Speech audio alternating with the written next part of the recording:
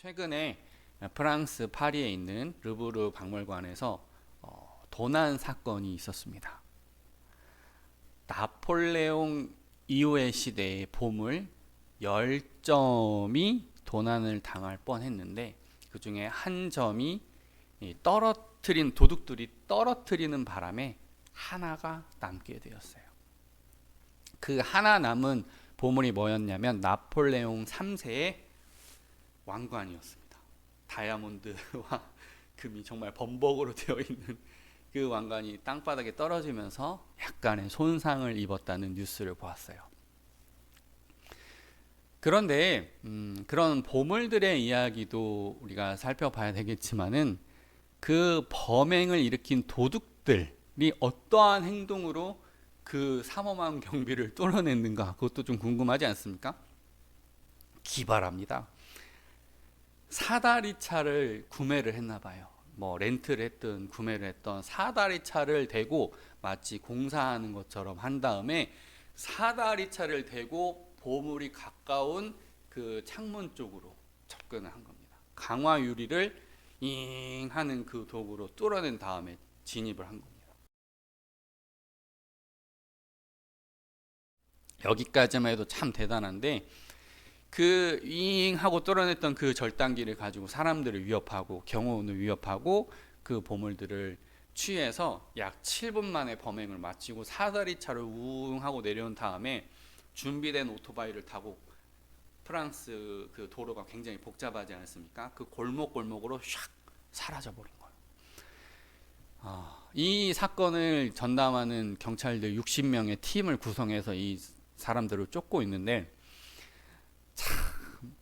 영화 같은 일이죠. 옛날에 오션스 11, 오션스 12 이런 영화들이 있었어요. 악을 저지르는 사람들도 이렇게 치밀하게 작전을 꾸리고 이런 범행을 벌이는데 이런 것들을 보면 참 세상이 악하다는 생각이 들어요. 이런 악한 세상 속에서 바울은 디모데에게 이러한 악을 어떻게 상대해야 되는지를 오늘 말씀을 통해서 말씀하고 있습니다. 오늘 본문 1에서 2절 우리 구주 하나님과 우리의 소망이신 그리스도 예수의 명령을 따라 그리스도 예수의 사도된 바울은 믿음 안에서 참 아들된 디모데에게 편지하노니 하나님 아버지와 그리스도 예수 우리 주께로부터 은혜와 긍휼과 평강이 내게 있을지어다. 아멘. 평범하게 보이는 이 인사말에도 굉장히 비범한 바울의 고백이 있어요. 그게 무엇이냐면 바로 구주라고 하는 단어입니다. 구주. 당시에 이 구주라고 하는 단어의 헬라어 원어를 이렇게 살펴보면 그 단어는 로마 황제에게 하는 표현이에요. 자, 바울이 지금 이 편지를 쓰는 시점이 언제냐? 바울이 로마의 가택연금 당해서 풀려난 다음이에요. 이미 세속 권력의 맛을 봤어요. 비록 어두컴컴한 지하 감옥 정도는 아니었지만 가택연금, 그러니까 어쩌한 특정한 공간 안에서 못 나오도록 이 로마의 경비를 서는 그런 상황에서 면회 정도 이렇게 사람이 왔다 갔다 할 수 있는 그 정도의, 그래도 불편하죠 여러분. 아무리 가택연금이라고 하더라도 내가 집 밖으로 나갈 수는 없잖아요. 그런 세속 권력의 맛을, 힘을 보고 나온 그 상태에서도 구주라는 단어는 로마 황제에게 쓰는 것이 아니라 오직 하나님에게만, 예수님에게만 적당하다는 표현이 이 말씀을 통해서 표현되어지고 있습니다. 그리고 명령을 따라 사도가 되었대요. 명령.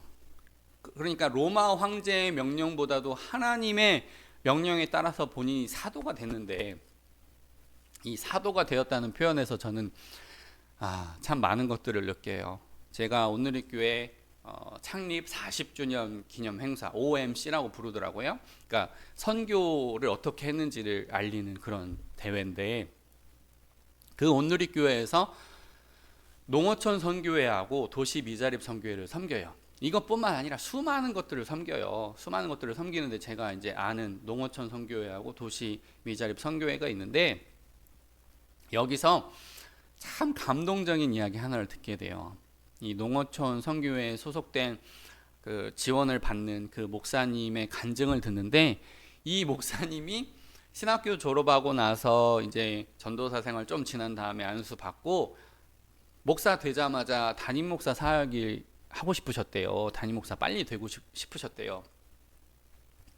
그런데 전남 신안군에 이 능조도라고 하는 데가 있어요. 능조. 그러니까 하이도 옆에 있는 섬인데, 이 섬에 가려면 목포에서 하이도에 간 다음에 하이도에서 다시 능조도로 넘어가나 봐요. 배를 2번이나 타야 갈 수 있는 이 섬이에요.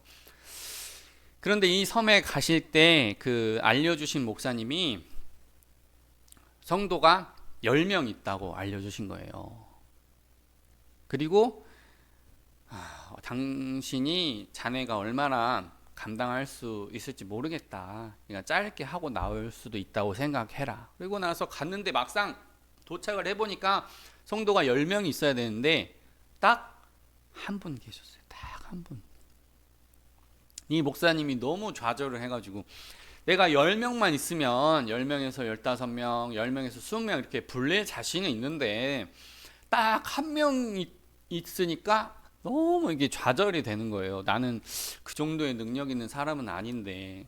그러면서 밤에 짐을 싸셨답니다. 캐리어에다가 자기가 가져왔던 모든 짐을 다시 가득가득 싣고, 밤에 조금 어리석으셨나 봐요. 약간 밤에 그 캐리어를 끌고 부둣가에 나갔는데, 이게 무슨 택시예요? 이게? 아니면 뭐 고속버스 터미널이에요? 배는 낮에만 다니는 거예요. 그리고 하루에 2번밖에 운행을 안 해요. 아침에 한 번, 오후에 한 번. 그러니까 밤에는 이 배를 탈 수가 없는 거예요. 그리고 나서 생각해 보니까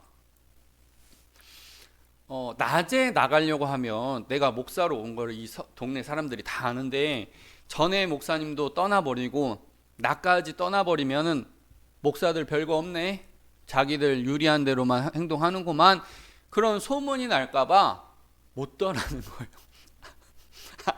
떠나려고 했는데 하나님의 영광이 가려질까봐 못 떠나는 거예요. 그래서 사역을 하루하루 하시는데, 어느 날 성령님께서 그 한 명 나오는 권사님이 너무 예쁘게 보이더라는 그 마음을 주시다는 거예요. 뭐 이성적으로 실제로 예뻤겠어요. 노인이신데 영적으로 너무 귀하고 너무 예쁘게 보이는 거예요. 그래서 마음이 저절로 우러나가지고, 아주 먼 옛날 하늘에서는 이렇게 찬양과 율동을 그 한 분 권사님 앞에서 이렇게 율동을 하면서 찬양을 하셨답니다. 그렇게 한 명을 잘 섬겨 가고 있는데, 그렇게 한 명을 잘 섬기니까 그 전에 목사님과 다툼이 있었던 그 성도님들의 마음이 녹고 좋은 소문도 나고, 그래서 한 명 한 명 오셔서 12명의 성도님을 이루셨대요. 그런데 그 섬 전체 인구가 25명이랍니다. 그러니까 그 섬의 절반을 구원을 한 거예요. 그 얘기를 들려주시면서 사역자가 된다는 것은 어떤 의미가 있는가, 그런 생각을 해봅니다. 그리고 나서 바울은 은혜와 긍휼과 평강이 디모데에게 있을지어다. 디모데가 성품이 좀 강하지를 못해요. 조금 여리여리하고 성격이 좀 여성스럽고 세심하고, 그러니까 이제 강하고 담대하라고 계속해서 위로하고 있는 것입니다. 이어지는 3에서 4절.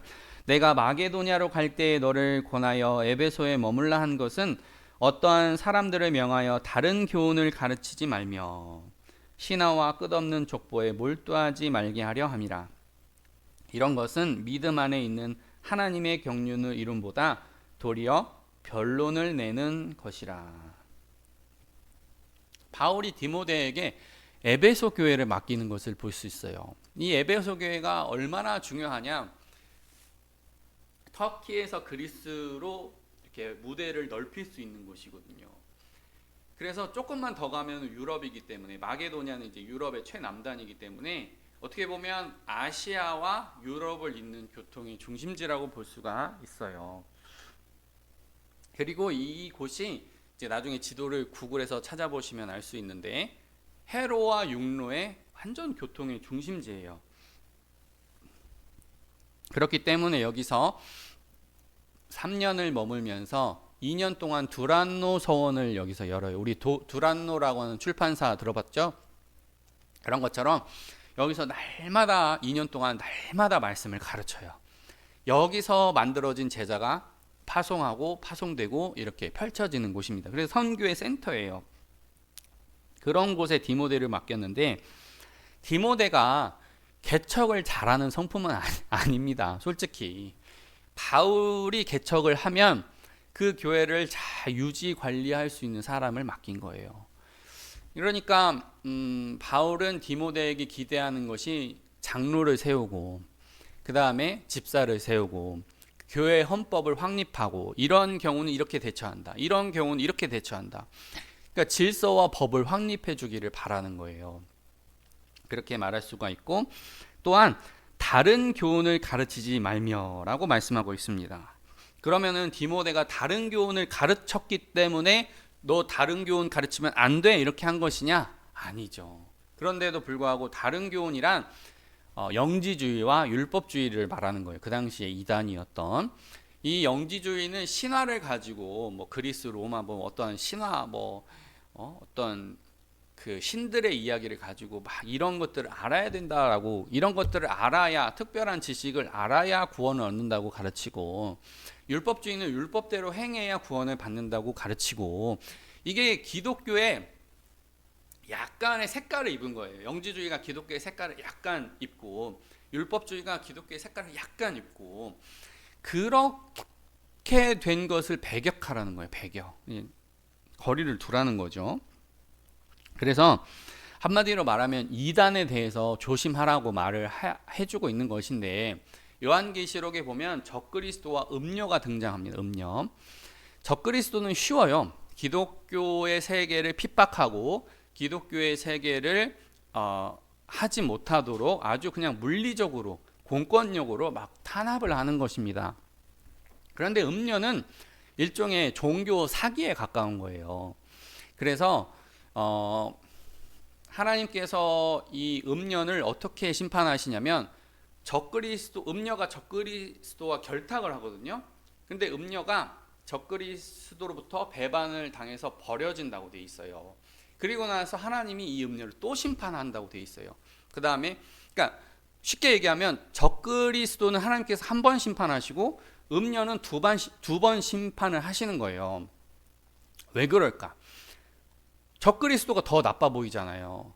그런데도 불구하고 음녀를 두 번 심판 당하게 하신다는 것을 제가 가만히 생각을 해보니까 적그리스도보다도 음녀가 더 나쁜 거예요. 왜냐하면 적그리스도는 적이라는 걸 단박에 알아요. 아, 얘는 우리와 완전히 반대되는 색깔이구나 라고 하는 건데, 음녀는 이게 기독교야 아니야 이렇게 헷갈리게 한다는 거예요. 쉽게 얘기하면 아예 하나님 나라에 갈 수 없는 사람들과 누가 뭐라고 해도 흔들리지 않는 믿음의 성도들이 있는데, 이 사이에 있는 사람들, 이제 막 진리를 접하고 진리로 확 넘어가 버리면 누가 무슨 말을 해도 흔들리지 않을 사람으로 넘어가야 되는데, 아직 그 단계에 가지 못하고 이제 갓 복음을 접하고 진리에 대해서, 아직 성경에 대해서도 긴가민가 하는 그 상태에서 이 사람들을 지옥으로 가는 사람들이 흥분해가지고 이 사람들을 지옥 백성 되게 하는 게 음녀이기 때문에 더 나쁘다고 하시는 거예요. 하나님께서 아예 적그리스도는 아예 색깔이 컬러가 달라요. 그러나 음녀는 정말로 구원으로 넘어갈 사람들을 흔드는 사람들이기 때문에 이 음녀가 더 나쁘다고 하시는 거예요. 자, 그런데 이 바울이 디모데에게 말씀하고 있는 바는 무엇이냐면, 어떤 신앙화 족보에 몰두하지 마라, 이건 끊임없이 변론을 내는 것이라고 되어 있거든요. 그런데 변론도 중요합니다. 변론도 기독교에 대해서 공격하는 사람들, 진화론을 가지고 기독교를 공격하는 사람들에 대항해서 교회가 지켜지도록 방패 역할을 하고 잘 이렇게 변론하는 사람들도 중요합니다. 예를 한번 들어볼게요.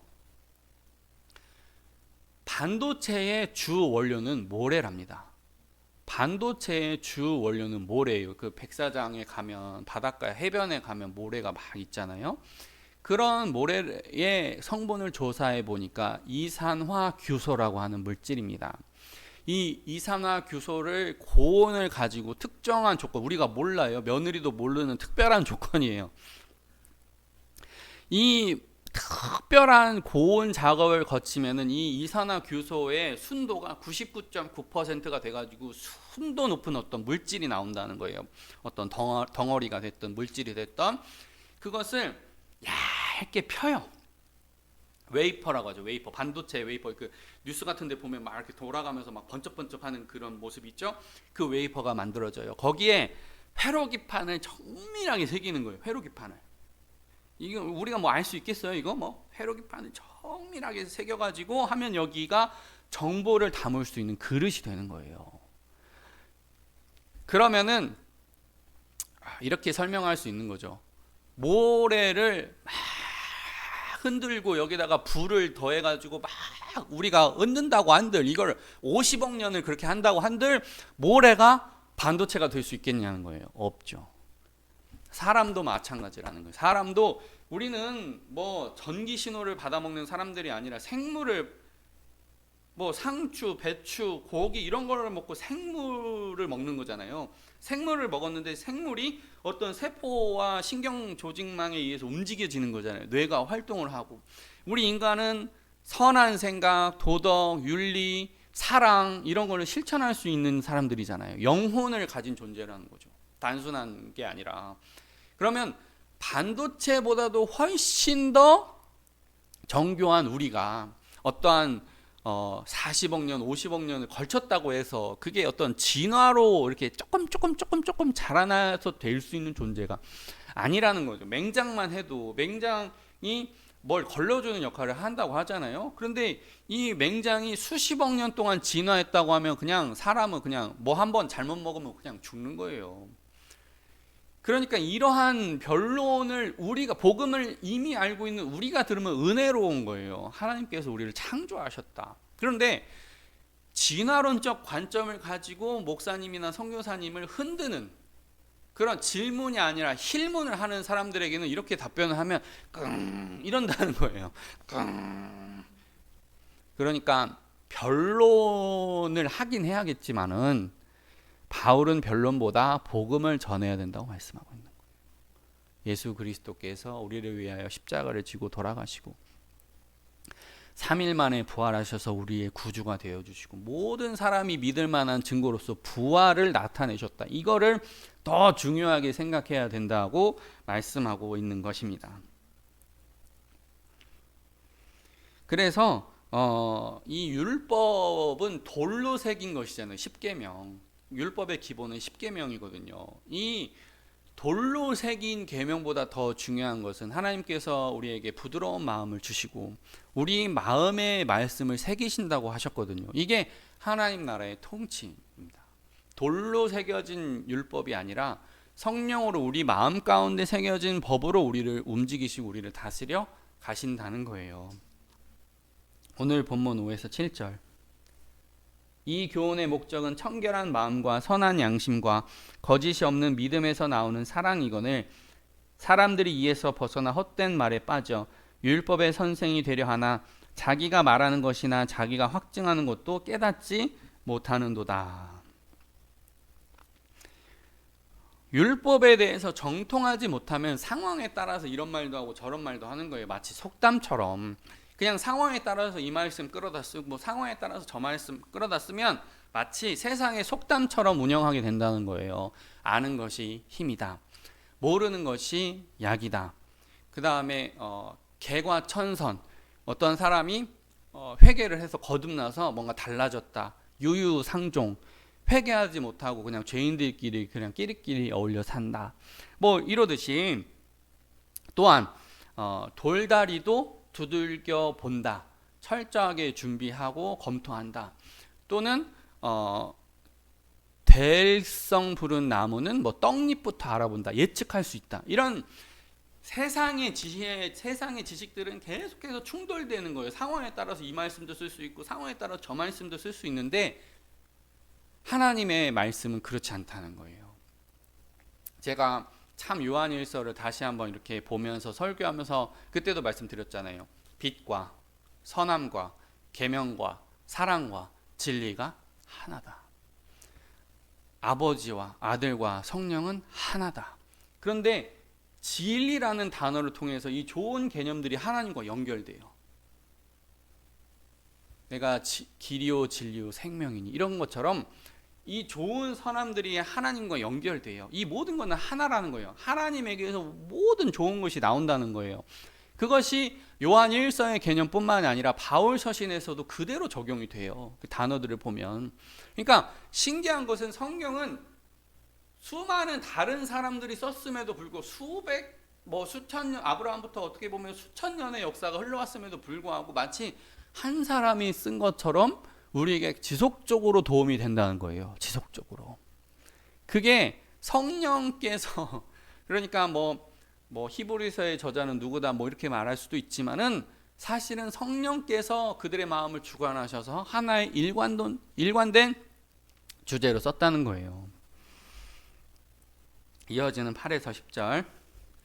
그러나 율법은 사람이 그것을 적법하게만 쓰면 선한 것임을 우리는 아노라. 알 것은 이것이니 율법은 옳은 사람을 위하여 세운 것이 아니요 오직 불법한 자와 복종하지 아니하는 자와 경건하지 아니한 자와 죄인과 거룩하지 아니한 자와 망령된 자와 아버지를 죽이는 자와 어머니를 죽이는 자와 살인하는 자며 음행하는 자와 남색하는 자와 인신매매를 하는 자와 거짓말하는 자와 거짓 맹세하는 자와 기타 바른 교훈을 거스르는 자를 위함이니. 저는요 이런 말씀을 보면 바울이야말로 율법을 정통하게 깨달은 사람이라는 것이 느껴져요. 바울이 이 신약 성경 이 편지를 쓸 때 구약 성경을 인용하는 것을 보면은요 출애굽기, 레위기, 신명기, 그 다음에 시편, 이사야, 하박국 이러한 선지자들의 말을 그대로 직접 인용합니다. 마치 따온 것처럼 보고 쓴 것처럼 해요. 여러분 한번 상상을 해보세요. 바울이 그 당시에 책이 두터웠을 건데 두루마리 아니면 코덱스 둘 중에 하나인데요. 이걸 언제 이렇게 가지고 다니면서 가방에 넣어가지고 다니면서 처음 안디옥 가가지고 그걸 다 펼쳐가지고 이걸 보면서 썼겠어요? 무슨 논문 인용하듯이?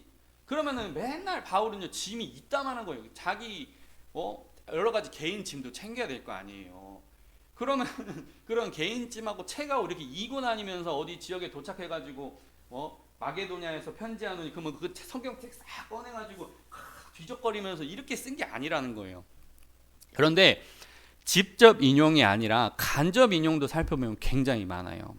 간접 인용 잠언, 요엘, 에레미야 이러한 성경들을 계속해서 인용하고 있거든요. 그러니까 머릿속에 그냥 성경이 있는 거예요. 이 정도 돼야 율법 교사를 할 수 있는 거예요. 이 정도 돼야 율법 교사. 그럼에도 불구하고 바울이 어떤 의미로 보면 진정한 율법 교사가 될 수 있었던 것은 복음을 알았기 때문에 그런 거예요. 율법은 죄를 지적할 수는 있어요. 너 이런 죄를 저지르면 안 돼. 이런 죄를 저지르면 안 돼. 하고 나열할 수 있는 거예요. 그러나 율법 자체가 죄를 사함을 얻게 하는 것은 아니죠. 그래서 율법은 불법을 저지르는 사람, 경건과 거룩을 잃어버린 사람, 부모를 살해하는 사람, 타인을 살해하는 사람, 부부 외에 다른 이성을 탐하는 사람, 동성애자, 인신매매자, 거짓말하는 자가 얼마나 큰 죄인지를 알게 한다는 거예요. 그들이 무죄가 아니라 유죄임을 선고하는 거예요. 그래서 이러한 율법의 기능을 이 종교개혁자 루터나 칼뱅이 말하는 것은 무엇이냐면 바울 사도가 말한 것처럼 율법이란 죄가 얼마나 큰지 깨달아서 하나님께로 인도하는 초등 선생이라는 거. 초등 너 그러면 안 돼라는 초등 선생이라는 거예요. 그리고 칼뱅은 인간이 죄를 벗어날 수 없는 무력한 존재라는 것을 전적 타락이라고 그래요. 인간이 죄를 완벽하게 벗어나기가 참 힘들기 때문에 자기가 타락한 존재라는 것을 인정하게 된다는 거예요. 그리고 그럼에도 불구하고 나를 받아주시는 그 긍휼하신 하나님에 대해서 감사하고 감격하게 된다고 말씀하고 있습니다. 그래서 이 율법의 기능이 가장 극적으로 드러난 것이 바로 나단 선지자가 다윗을 찾아온 사건이에요. 나단 선지자가 다윗에게 이야기를 하는 거예요. 어떠한 마을에 부자하고 가난한 사람이 있었는데, 이 부자는 소와 양이 심히 많은 사람인데, 가난한 사람은 가지고 있는 게 고작 새끼 암양 하나뿐이 없었어요. 그런데 부자가 너 지난번에 빌려간 거 갚아 그러면서 그 양을 취해가지고 뺏어가지고 손님 오는 잔치상에 그 어린 암양을 올렸다는 거예요. 이게 지금 나단이 재판을 요청하는 게 아닙니다. 재판을 요청하는 게 아니라 그냥 하나의 예화처럼 이야기를 하는 거예요. 그런데 다윗이 격분합니다. 그 부자를 죽이고 그 암양 빼앗은 거에 4배를 갚아주라. 자기가 이제 왕은 재판하는 권리도 있으니까 솔로몬처럼 그렇게, 아니 지금 재판 요청해온 게 아닌데 자기 혼자 격분을 했어요. 왜 격분했을까 생각해 보니까 자기도 양측이었잖아요. 자기도 양측이었다 보니까 그 시절이 생각나니까 에이 그런 나쁜 놈이 어디가 있어, 너는 사형, 이렇게 자기가 재판 요청 들어온 게 아닌데 그렇게 사형, 그렇게 재판을 내려버린 거예요. 나단이 뭐라 그래요? 당신이 바로 그 사람이라. 여기서 양심에 화인 맞은 사람들은 저 나단 죽여라 그럴 거예요. 저 나단 잡아 죽여라 그럴 거예요. 자기 지금 아직 100% 밝혀진 게 아니거든요. 나단만 입 다물게 하면은 자기가 살인한 거, 간음한 거 둘 다 덮을 수가 있어요. 선지자가 나단만 있는 것도 아니었을 거예요. 그럼에도 불구하고 내가 여호와께 범죄하였노라. 회개는 지옥에서 천국으로 옮기는 능력이 있어요. 내가 여호와께 범죄하였노라.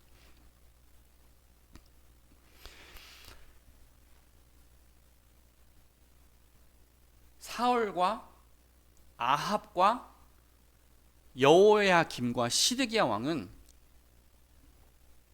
사무엘과 또한 엘리야와 그런 선지자들로부터, 이렇게 에레미야와 같은 그런 선지자들로부터 계속해서 회개하라 회개하라 회개하라는 소리를 들었어요. 사울, 아합, 여호야김, 시드기야 이런 왕들은 계속해서 그런 선지자들로부터 회개하라 회개하라 소리를 들었어요. 그런데 끝내 회개했습니까? 끝내 회개하지 않았습니까? 네, 회개하지 않았어요. 그러니까 이 회개라고 하는 것이 정말 큰 능력이 있구나. 그 왕들은 회개하지 않으니까 하나님께로부터 멀어졌고 나라도 패망하는 그런 위기를 겪는 거예요. 그러나 회개했더니 하나님은 지옥에서 천국으로 옮기시고 나라를 패망의 위기에서부터 건져주시는 거예요. 그러니까 회개가 그만큼 중요해요. 이어지는 11절. 이 교훈은 내게 맡기신 바 복되신 하나님의 영광의 복음을 따름이니라. 아멘. 제가 아까 전에 농어촌 선교 이야기했죠. 근데 어떤 다른 두 번째 간증하시는 목사님이 딱 이렇게 말씀을 하시는 걸 들어보니까 이 목사님은 공대 출신, 이과 출신, 이과. 그래서 무슨 화학 원소 배우고 뭐 이렇게 하셨을 텐데 목사가 되셔가지고 부임을 하셨는데 그냥 농촌에 부임을 하신 거예요. 부임을 하셨는데 교회가 참 어려웠어요. 그런데 이 교회가 재정적인 어려움을 타개할 수 있는 방법이 바로 배추 농사를 지어가지고 절인 배추를 판매하는 것이 이 교회의 재정에 큰 도움이 되는 거예요. 그리고 부임해가지고 이렇게 예배 잘 드리고 있었는데 어느 날 권사님들이 찾아와가지고 목사님 절인 배추 농사 준비하셔야 돼요. 평생 농사 한 번 안 지어보고 공대 출신인 이 목사님이 농사를 짓게 된 거예요.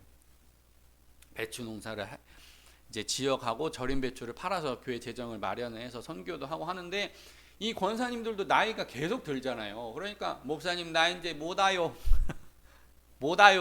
나 이제 못 와요. 그러니까 목사님이 이 재정의 맛을 봤잖아요. 이 재정 가지고 선교도 하고 교회 어려울 때 쓰기도 하고 그러니까 아니 권사님들이 하자고 하셨잖아요. 이거 해야 돼요. 그러니까 나는 못해요. 그러니까 공동의회에서 투표를 해가지고 하는데 목사님이 이겼겠어요? 권사님들이 이겼겠어요? 당연히 권사님들이 수가 많으니까 나는 못해요. 해서 투표하니까 배추농사 더 이상 안 짓기로. 그런데 목사님이 이거 뭐 나한테 도움되는 게 문제가 아니라 저 해외 선교지에 나보다 더 힘든 교회에 선교하는 선교 헌금이 끊긴다고 생각하니까 못 참겠는 거예요. 그래서 거기다가 고추 농사를 짓기 시작했습니다.